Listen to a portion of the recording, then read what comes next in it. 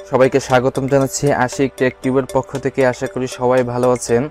আজকে আপনাদেরকে কম্পিউটার বেসিকের একটি টিউটোরিয়াল দেখাবো, যে টিউটোরিয়ালটি হচ্ছে কম্পিউটার বেসিকের তৃতীয় নম্বর টিউটোরিয়াল। আমরা আগে কম্পিউটার বেসিকের উপরে দুইটা টিউটোরিয়াল তৈরি করেছিলাম। এখন আমরা আপনাদেরকে ইন ডিটেল একটি টিউটোরিয়াল আপলোড করব, যেটা কম্পিউটার বেসিক শেখার জন্য আপনারা যারা কম্পিউটারে নতুন আছেন বা অল্প কিছুদিন ধরে ব্যবহার করছেন বা গ্রাফিক ডিজাইন শিখতেছেন, আপনাদের কম্পিউটারের কিছু বেসিক বিষয়, আপনারা কিভাবে আপনাদের কম্পিউটারকে সাজাবেন, এই সমস্ত কিছু বেসিক বিষয় নিয়ে আপনাদের কোনো ধারণা নেই, তারা আমাদের এই ভিডিওটি দেখতে পারেন। ভিডিওটি একেবারেই যারা নতুন আছেন তাদের জন্য তৈরি করা, এবং অনেকেই যারা পারেন না তাদের জন্য ভিডিওটি তৈরি করা। এখানে আমরা কিছু বেসিক বিষয়গুলি দেখাবো, যে কম্পিউটার ব্যবহার করার জন্য কি অনেকেই বিভিন্ন সমস্যায় পড়েন, বিভিন্ন কম্পিউটারকে সেট আপ করার জন্য, কম্পিউটারকে সাজানোর জন্য বিভিন্ন প্রবলেমে পড়েন। সেই প্রবলেমগুলো কিভাবে সলভ করা যায়, আমরা সেই সমস্ত বিষয় নিয়ে আমরা এই ভিডিওতে আলোচনা করব। তো দেরি না করে অবশ্যই আমাদের চ্যানেলটি সাবস্ক্রাইব করে ফেলুন, যারা এখন আমাদের চ্যানেলটি সাবস্ক্রাইব করেন নাই। ভিডিওটি শুরু করছি। আমরা সর্বপ্রথম দেখাবো, দেখেন আমরা যখন রাইট বাটন ক্লিক করি, রাইট বাটন ক্লিক করার পরে দেখেন একটি ভিউ নামে একটি অপশন আছে। এই ভিউতে যখন ক্লিক করি, ভিউতে ক্লিক করার পরে আচ্ছা সর্বপ্রথম আপনাদেরকে যে বিষয়টি দেখাই, দেখেন আমার এই কম্পিউটারের যে ডেস্কটপের সামনে একেবারে কোনো ফাইল নাই, নিট অ্যান্ড ক্লিন, পুরোপুরি ফাঁকা। এই ফাঁকাটা আমি কিভাবে করেছি, এর মানে এই নয় যে আমার ডেস্কটপে কোনো কিছুই রাখা নাই। আমি যদি যাই আমার ডেস্কটপে, দেখুন আমার ডেস্কটপে কিন্তু অনেক কিছুই রয়েছে, আমরা যদি ডেস্কটপে দেখছেন অবশ্যই আপনাদের আমার এই ডেস্কটপে অনেক কিছুই আছে, কিন্তু আমার এই ডেস্কটপের এই ডিসপ্লেতে কিছুই শো হচ্ছে না, কিছুই দেখা যাচ্ছে না। আমি সবকিছু হাইড করে রেখেছি, নিট অ্যান্ড ক্লিন, পুরোপুরি আমার ডেস্কটপ কি ফাঁকা। এটা কিভাবে আমি করেছি, এটাকে আমি যেভাবে করেছি, আমি প্রথমে গিয়েছি হচ্ছে ভিউ থেকে আমরা গিয়েছি শো ডেস্কটপ আইকন। এটাতে যদি ক্লিক করি তাহলে যত কিছু আছে সবকিছু কিন্তু শো হয়ে যাবে। দেখুন কিরকম হিজিবিজি লাগতেছে। এইটাকে যদি আমি আচ্ছা আপাতত এইভাবেই থাক। আমি সর্বপ্রথম যাব ভিউ থেকে যাওয়ার পরে দেখুন এই আইকনগুলা, এটা কিন্তু একেবারেই ছোট। এটাকে যদি এই যে লার্জ আইকন নামে যেটা আছে এটাতে ক্লিক করি, দেখুন এই সবগুলা কিন্তু অনেক বড় হয়ে দেখাচ্ছে। আবার যদি আমি এই ভিউ থেকে যদি আমি মিডিয়ামে ক্লিক করি তাহলে কিন্তু মিডিয়াম আকারে দেখাচ্ছে। এখন কিন্তু আইকনগুলি মিডিয়াম আকারে আছে। এরপরে যদি আমি এই ভিউ থেকে আবারও যদি স্মল আইকনে ক্লিক করি তাহলে আইকনগুলি কিন্তু স্মল দেখাচ্ছে। এখানে কিন্তু ভিউ থেকে তিনটা অপশন আছে, একটি হচ্ছে বড় করে দেখা, একটি হচ্ছে মিডিয়াম করে দেখা, একটি হচ্ছে ছোট করে দেখা। এর বাইরে কিন্তু কোনো অপশন নাই।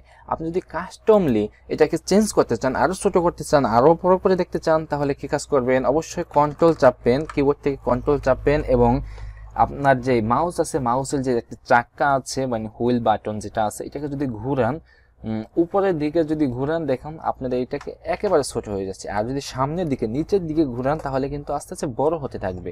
আপনি যত বড় চান আপনার কিন্তু সেভাবে বড় হতে থাকবে, আর যে উপরের দিকে টানলে ছোট হবে। আপনারা অবশ্যই বিষয়টি বুঝে গেছেন যে আপনাদের এটা কিভাবে সেট আপ করবেন। দ্বিতীয় বিষয়ে আমরা যাই। দ্বিতীয় বিষয় হচ্ছে আমরা যদি এখানে যাই, এখানে যাওয়ার পরে অটো অ্যারেঞ্জ আইকন, এটাতে যদি আমি ক্লিক করে দেই, দেখুন আমি প্রথমে একটা জিনিস দেখিয়ে নিই। এই দেখুন এই ফটোটি যদি আমি এখানে রাখতে চাই রাখতে পারছি, আমি এই ফটোটি এখানে রাখবো, কোনো সমস্যা নেই, রাখা যাচ্ছে। যদি আমি এখান থেকে অনেকেই এই সমস্যায় ভুগেন যে এই ফটোগুলি এক পাশ দিয়ে আসে বা এই পাশ দিয়ে আসে, কিন্তু আপনি যেটা যেখানে রাখার ইচ্ছা, আমি যে এটা এখানে রাখার ইচ্ছা, যেটা আপনার যেখানে রাখার ইচ্ছা রাখতে পারছেন না। অনেকেই জিজ্ঞেস করেন ভাই কিভাবে রাখবো, যাকে জিজ্ঞেস করেন দেখা যায় সে জানলে বলে দেয়, না জানলে বলতে পারে না, আপনি সমস্যা ফেস করেন। তার জন্য আমি আজকে এই ভিডিওতে আপনাদেরকে এই সমাধান দিয়ে দিচ্ছি আপনারা কিভাবে কাজটা করবেন। আপনারা ডাইরেক্ট যাবেন হচ্ছে ভিউ, রাইট বাটন ক্লিক করে ভিউ যাওয়ার পরে এখানে দেখেন অটো অ্যারেঞ্জ আইকন নামে একটা অপশন আছে। এটা যদি ক্লিক করে দেন এটা কিন্তু আর মুভ হবে না, যেখানে নিতে চাইবেন নিতে পারবেন না। এই জন্য অবশ্যই রাইট বাটন ক্লিক করে ভিউ থেকে আপনি অটো অ্যারেঞ্জ আইকন এই টিক চিহ্নটা উঠিয়ে দিবেন, তাহলে আপনি এটা বিভিন্ন জায়গায় মুভ করতে পারবেন, কোনো সমস্যা হবে না, আপনি ইচ্ছা মতো মুভ করতে পারবেন। এরপরে এটাকে যদি ক্লিক করে দেন তাহলে অটো অ্যালাইন হয়ে যাবে, আপনার কোনটার পরে কোনটা থাকা উচিত সেটা হয়ে যাবে। এরপরে যদি আপনি ভিউ থেকে যদি এখানে শো ডেস্কটপ আইকন এটাতে ক্লিক করা আছে, এই ক্লিকটা যদি আমি উঠিয়ে দিই তাহলে দেখুন আমাদের এই কম্পিউটারের যে ডেস্কটপ আছে, ডেস্কটপের যে ইন্টারফেস আছে স্ক্রিন আছে, স্ক্রিনটা কিন্তু নিট অ্যান্ড ক্লিন, পুরোপুরি ফাঁকা দেখা যাচ্ছে। এখানে আমরা যেই ওয়ালপেপার ব্যবহার করেছি, কম্পিউটার ওয়ালপেপার, এই কম্পিউটার ওয়ালপেপারটা কিন্তু শুধু দেখা যাচ্ছে। এরপরে আমাদের যে অপশনটি আছে, অপশনটি হচ্ছে এখান থেকে শর্ট বা এই নাম, এটা আসবে না। এটা যদি ভিউ থেকে আমরা এই যে শো ডেস্কটপ আইকনে ক্লিক করি তাহলে আসবে। এখন দেখুন এই যে স্টার্ট বাই, আপনি প্রথমে নাম অনুযায়ী সাজাবেন, যেটা এ আছে এর থেকে জেড পর্যন্ত এইভাবে সাজাবেন, এভাবে ক্লিক করে দেন, এভাবে নাম অনুযায়ী সাজিয়ে যাবে। এরপরে দ্বিতীয়ত সাইজ, যেটার সাইজ বেশি সেটা উপরে যাবে, যেটার সাইজ কম সেটা নিচে যাবে। এরপরে কি আছে, এরপরে আছে আইটেম টাইপ, আইটেম টাইপ অনুযায়ী সাজাবে। এরপরে ডেট মডিফাই, যেটা আগে রেখেছেন সেটা আগে আসবে, যেটা পরে রেখেছেন সেটা পরে আসবে, এভাবে আসবে। এরপরে যে অপশনটি আছে রিফ্রেশ, আমরা কিন্তু সাধারণত এই অপশনটি ব্যবহার করে থাকি। এই রিফ্রেশ নিয়ে অনেকের অনেক প্রকার মন্তব্য আছে, নেগেটিভ পজিটিভ। আমি সাধারণত মনে করি রিফ্রেশ তত একটা বেশি ভালো কাজ করে না। আমরা যখন আমাদের কম্পিউটার হ্যাং হয়ে যায়, আমাদের কম্পিউটার দাঁড়িয়ে যায়, সোলো কাজ করে, তখন কিন্তু আমরা রিফ্রেশ দিই। আমার সাধারণত ব্যক্তিগত মত হচ্ছে, যখন আমাদের কম্পিউটারে অনেকগুলি আমরা কাজ দিই, কম্পিউটার যখন অনেকগুলি বিষয় নিয়ে প্রসেস করতে থাকে, অনেকগুলি কাজ, তার মধ্যে অনেকগুলি চাপ থাকে, তখন কিন্তু আমরা রিফ্রেশ দেওয়ার চেষ্টা করি। মানে সে অলরেডি অনেকগুলি কমান্ড কিন্তু আপনার ফলো করছে, এরপরে যদি আমি আবারও বারবার এখান থেকে রিফ্রেশ প্রেস করতে থাকি, তাহলে কিন্তু কম্পিউটার নতুন আরেকটি কমান্ড পাইতেছে, মানে তার জন্য কম্পিউটার কিন্তু আরও স্লো হওয়ার সম্ভাবনা থাকতে পারে। এটা আমার ব্যক্তিগত মত, আপনাদের কারো মতের সাথে নাও মিলতে পারে। এরপরে যে অপশনটি আছে, এরপরে দেখুন এখান থেকে আছে আপনি কিভাবে একটি ফাইল ক্রিয়েট করবেন। আমরা কিন্তু সাধারণত এখান থেকে ফাইলে যাই, ফাইলে যাওয়ার পরে এখান থেকে ফাইলে ক্লিক করি, তাহলে আমাদের একটি ফাইল চলে আসে, আমরা এখান থেকে রিনেম করে নিতে পারি। কিন্তু আমরা যদি এই এত কষ্ট না করে ফাইলে গিয়ে এরপরে ফাইলে গিয়ে যে না করি, দেখুন আমরা যদি এখান থেকে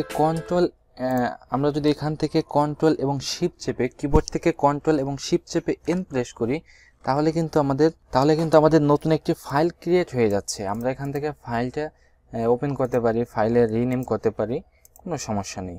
বন্ধুরা, এইভাবে যদি আপনি শর্টকাটে একটি ফাইল তৈরি করেন, তাহলে কিন্তু আপনার অনেক সময় বেঁচে যাবে।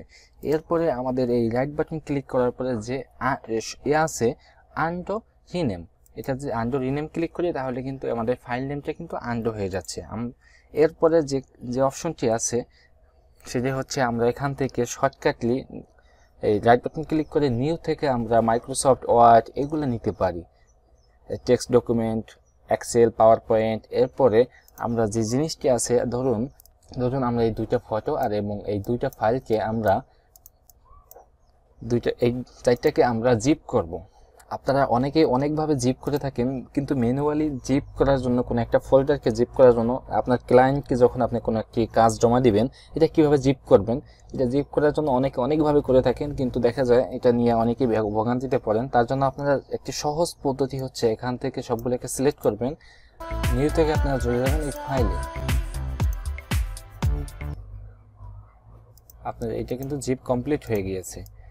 এইভাবে যদি আপনি জিপ করেন তাহলে কিন্তু আপনার অনেকটা সুবিধা হবে জিপ ফাইল করতে, এবং এটাকে আনজিপ করতেও সবার সুবিধা হবে। এরপরে আমরা যে অপশনটি দেখাবো, এখানে আছে ডিসপ্লে সেটিংস। আচ্ছা, ডিসপ্লে সেটিংসে আমাদের অনেকগুলি অপশন আছে। আমরা এখান থেকে এই যে হাই নাইট মোড করে দিতে পারি, এরপরে ডিসপ্লে রেজুলেশন আমরা ঠিক করে নিতে পারি, এরপরে ডিসপ্লে রেজুলেশন আপনার কম্পিউটারে যা আছে সেটা আপনি দিয়ে দিতে পারেন। এরপরে যে অপশনটি আছে, আমরা সর্বনিচে যে একটি অপশন আছে পার্সোনালাইজ, আমরা এই পার্সোনালাইজে যদি ক্লিক করি, পার্সোনালাইজে ক্লিক করার পরে আমরা এখান থেকে দেখুন ব্যাকগ্রাউন্ড চেঞ্জ করতে পারবো, এখান থেকে ব্যাকগ্রাউন্ড চেঞ্জ করতে পারবো, নতুন করে আমরা একটি ফটো দিতে পারবো, একটি স্লাইড দিতে পারবো। এরপরে সলিড কালার, আমরা এখান থেকে সলিড কালার সিলেক্ট করে দিতে পারবো। আমরা যদি সলিড কালার সিলেক্ট করে দিই, সলিড কালার হয়ে যাবে। অথবা এখানে ব্রাউজ করে আপনাদের কম্পিউটার থেকে যে কোনো একটি ফাইল আপনারা এখানে অ্যাড করে দিতে পারেন, কোনো সমস্যা নেই, এটা সেট হয়ে যাবে। এরপরে যে অপশনটি আছে, এখান থেকে যদি দেখি ব্যাকগ্রাউন্ড, আচ্ছা ব্যাকগ্রাউন্ডটি আছে, এরপরে কালারে যাই, কালারে যাওয়ার পরে আমরা এখানে এই যে লাইট কালার ব্যবহার করতে পারি। দেখুন সবগুলো কি লাইট হয়ে গিয়েছে, লাইট কালার ব্যবহার করার কারণে সবগুলি লাইট হয়ে গিয়েছে। আচ্ছা, আবারও যদি সেটিংসে যাই, সেটিংসে যাওয়ার পরে আমরা ডার্ক করে দিই, তাহলে দেখুন সবগুলো ডার্ক হয়ে গিয়েছে। এরপরে আছে এখানে ডার্ক দেখুন একটি ডার্ক মোডে চলে আসছে। আপনার যদি ডার্ক মোডটি পছন্দ হয়ে থাকে তাহলে আপনি ডার্ক মোড রাখবেন। আপনি যখন আপনার কম্পিউটারে যে কোনো একটা ফাইল ওপেন করবেন সেটাও কিন্তু আপনার ডার্ক মোডে দেখাবে। আপনার এটা কিন্তু ডার্ক মোডেই থাকবে, এটা ডার্ক মোডে থাকবে। এই ফাইলগুলো আপনার ডার্ক মোডে, সব ফাইল আপনার ডার্ক মোডে হয়ে যাবে। এরপরে যে অপশনটি আছে, আমরা যদি এখানে যাই, আমরা ডার্ক মোডটাকে লাইট মোডে দিয়ে দিই। সবার আমার লাইট মোডটি পছন্দ, আপনার ডার্ক মোডটা যদি পছন্দ হয়ে থাকে আপনি ডার্ক করে নেবেন। এরপরে আছে সলিড কালার, আপনারা এখান থেকে সলিড কালার ব্যবহার করতে পারেন এখানে ক্লিক করে। এরপরে যে অপশনটি আছে স্ক্রিন লক, এই স্ক্রিন লক থাকা অবস্থায় আপনার কোন ফটো দেখাবে, শো হবে, সেই ফটোটি আপনি এখান থেকে এই 4-5টা ফটো থাকবে, ডিফল্টভাবে এগুলো দিয়ে দিতে পারেন, অথবা ব্রাউজ করে আপনার কম্পিউটার থেকে আপনি ফটো চুজ করে দিতে পারেন। এরপরে যে অপশনটি আছে সেটা হচ্ছে থিমস। এখানে দেখুন একটি গুরুত্বপূর্ণ একটি অপশন হচ্ছে থিমস। আপনারা এই থিমস কি থিমস ব্যবহার করবেন সামনে ব্যাকগ্রাউন্ডে, ওয়ালপেপারে। এরপরে ডেস্কটপ আইকন সেটিংস নামে একটি অপশন আছে, এখানে ক্লিক করলে অনেকেই এই ডেস্কটপ আইকন, আমাদের পূর্ববর্তী ভিডিওতে আমরা এই ডেস্কটপ আইকন নিয়ে কথা বলেছিলাম, আর আবার এখন একটু বলে দিই। আপনার অনেকেই এই যে ডেস্কটপে মানে কম্পিউটার স্ক্রিনে এই আইকনগুলি, এই যে দিস পিসি বা মাই কম্পিউটার, এরপরে ব্যাকআপ, এই আইকনগুলি আনতে পারেন না। এইগুলোকে ক্লিক করে দেওয়ার পরে আপনি যদি ওকে অ্যাপ্লাই এবং ওকে বাটনে ক্লিক করেন তাহলে কিন্তু আপনার এই আইকনগুলি সামনে চলে আসবে, কোনো সমস্যা নেই। এটা হচ্ছে থিমসের মধ্যে। এরপরে যে আছে ফন্ট, দেখুন আমাদের কম্পিউটারে যতগুলি ফন্ট ইনস্টল করা আছে এখান থেকে আমরা সবগুলি ফন্ট দেখতে পারবো। এখান থেকে সবগুলি ফন্ট সাইজ বড় ছোট করে দেখতে পারবো, আমাদের ফন্টগুলো কীরকম। দেখুন এখানে আমাদের অনেক ফন্ট দেওয়া আছে, আমাদের কম্পিউটারে প্রফেশনাল লেভেলের অনেকগুলো ফন্ট দেওয়া আছে। আমরা কিন্তু এখান থেকে ফন্টগুলি দেখে নিতে পারি। এরপর আছে স্টার্ট। স্টার্টে যদি ক্লিক করি দেখুন এখানে আছে কি show more icon on start, এখানে যদি ক্লিক করি এরপরে শো, এরপরে ইউজ স্টার ফুল স্ক্রিন, এটা দেখুন এই যে ফুল স্ক্রিন, এইটা এগুলো দেখাবে, এটা অফ করে দেই। এরপরে যেটা আছে টাস্ক বার, হ্যাঁ এটা একটি গুরুত্বপূর্ণ একটি বিষয় টাস্ক বার। টাস্ক বারকে আমরা এখান থেকে টাস্ক বারকে যেতে পারি, এখানে টাস্ক বারকে লক করে দেওয়া যায়, এটা আর নড়বে না। টাস্ক বার এটিকে আনলক করার অবস্থায় যদি থাকে তাহলে দেখুন আমরা যদি এখানে ধরে এই নিচে ডানে বামে যে কোনো জায়গায় নিয়ে আসতে পারি। এরপর এটাকে ধরে এই যে এখান থেকে যে বড় ছোট করা যায়, আমরা যদি এখান থেকে টাস্ক বার লক করে দেই কিন্তু এটা আর নড়াচড়া করবে না। এরপরে একটি অপশন আছে, এটা কি আছে automatically hide the task desktop mode. টাস্কবারটি অটোমেটিক হাইড হয়ে যাবে ডেস্কটপ মোডে, দেখুন হাইড হয়ে গেছে। যখন আমি কার্সারটা এখানে নিব তখন এটা শো হবে, যখন কার্সার এখানে নিব তখন কিন্তু এটা শো হবে। আপনারা চাইলে এই অপশনটি ওপেন করে দিতে পারেন আপনাদের যদি ভালো লাগে। এরপর automatic hide taskbar in tablet mode. এরপরে ইউজ স্মল টাস্কবার, এই যে বড় আকারে হয়ে গেছে। এরপরে দেখুন এরপরে আরো অনেকগুলি অপশন আছে। এরপরে এখানে আছে এই যে taskbar icon in screen on screen, এখান থেকে আপনারা টাস্কবারকে কোথায় রাখতে পারেন, লেফটে রাখতে চান লেফটে চলে যাবে, এই লেফটে চলে গেছে। এরপরে কোথায় রাখতে চান টপে চলে আসছে। এখান থেকে কিন্তু আমি আমার কিছুক্ষণ আগে ভিডিওর শুরুতে আপনারা কিন্তু দেখেছিলেন টাস্কবারটা টপে ছিল, আমি এইখান থেকেই আমি টাস্কবারটা টপে নিয়েছি। বটমে রাখতে চান নিচে, তাহলে কিন্তু এখান থেকে নিচে চলে আসবে, কোনো সমস্যা নেই, আপনারা এইভাবেই কাজটা করে নিতে পারেন। এরপরে আমি আমার আগের যে সেটিংস ছিল আমি এখান থেকে এই অপশনটি উঠিয়ে দিই। আপনারা প্রত্যেকটা চেঞ্জ করে দেখবেন যে আপনি কোনটা চান, কিভাবে চান, সেটা আপনি সেভাবে করে নিতে পারবেন, কোনো সমস্যা নেই। আপনি যেভাবে চান আপনি সেভাবে কাজটি করে নিতে পারেন। তো বন্ধুরা এই ছিল আজকের এই ভিডিও টিউটোরিয়াল যদি আপনাদের কাছে ভালো লেগে থাকে তাহলে অবশ্যই আমাদের চ্যানেলটি সাবস্ক্রাইব করবেন এবং পাশে থাকা বেল আইকনটি বাজিয়ে দিবেন, যাতে করে আপনাদের পরবর্তীতে আমরা নতুন কোনো ভিডিও আপলোড করলে যাতে প্রথমেই আপনি নোটিফিকেশনের মাধ্যমে ভিডিওটি পেয়ে যেতে পারেন। এই জন্য অবশ্যই আমাদের চ্যানেলটি অবশ্যই সাবস্ক্রাইব করবেন এবং পাশে থাকা যে একটি বেল বাটন আছে এটাতে অবশ্যই ক্লিক করে দেবেন, তাহলে কিন্তু একটি ভিডিও মিস হবে না। কারণ আপনারা জানেন যে আমরা নিত্য নতুন বিভিন্ন বিষয়ে ভিডিও আপলোড করে থাকি, যে বিষয়গুলি আপনাদের সময় সর্বক্ষেত্রে প্রয়োজন হবে এরকম কিছু ভিডিও আমরা আমাদের এই চ্যানেলটিতে আপলোড করে থাকি এবং প্রো লেভেলের কিছু ভিডিও থাকবে যে ভিডিওটির দ্বারা আপনারা সত্যিকারে আসলে অনেক বেশি উপকৃত হতে পারবেন। তো বন্ধুরা, বক বক না করে ভিডিওটি শেষ করছি। সুস্থ থাকবেন, ভালো থাকবেন এই প্রত্যাশা নিয়ে বিদায় নিচ্ছি। আল্লাহ হাফেজ। স্টাই হোম, স্টাই সেফ।